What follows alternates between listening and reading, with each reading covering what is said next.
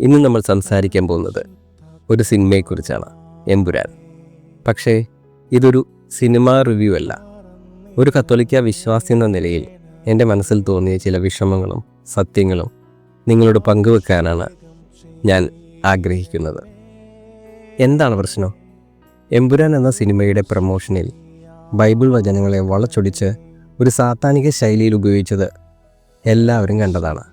ഇത് കണ്ടപ്പോൾ നമ്മുടെ എല്ലാ മനസ്സ് വല്ലാതെ വേദനിച്ചതാണ്.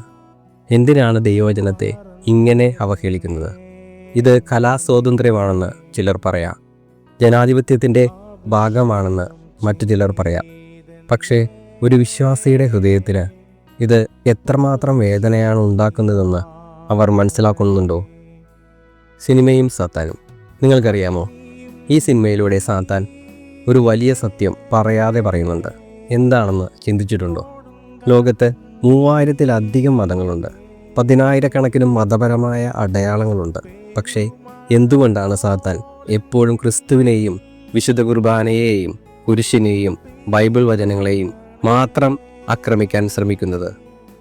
മറ്റൊരു മതത്തിൻ്റെ വിശുദ്ധ വസ്തുക്കളെ തൊടാൻ പോലും അവൻ ശ്രമിക്കുന്നില്ല. എന്തുകൊണ്ട്? ഉത്തരം വളരെ ലളിതമാണ്.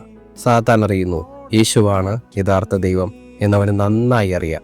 അതുകൊണ്ടാണ് അവൻ ക്രിസ്ത്യാനികളെ, നമ്മുടെ വിശ്വാസത്തെ, നമ്മുടെ ആരാധനയെ എപ്പോഴും ലക്ഷ്യം വെക്കുന്നത്.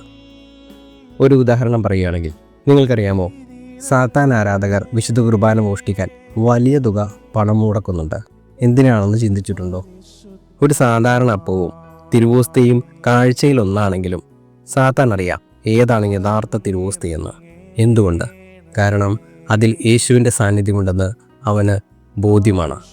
അതിനെ അവഹേളിച്ചാൽ മാത്രമേ യേശുവിനെ അപമാനിക്കാൻ കഴിയൂ എന്ന് അവനറിയാം.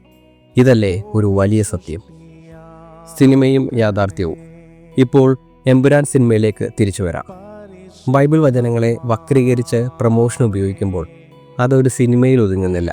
അത് മനുഷ്യരെ ക്രിസ്തുവിൽ നിന്ന് അകറ്റാനുള്ള ഒരു ശ്രമമാണ്. പക്ഷേ സഹോദരങ്ങളെ, സാത്താൻ എത്ര ശ്രമിച്ചാലും ഒരു കാര്യം മറക്കരുത്, ദൈവം തന്നെയാണ് അന്തിമ വിജയി. സഹോദരങ്ങളെ, ഈ സിനിമയും ഇതിൻ്റെ പ്രമോഷനും നമ്മെ വിഷമിപ്പിക്കുന്നുണ്ടാകാം. പക്ഷേ നമ്മുടെ ശക്തി പ്രാർത്ഥനയാണ്.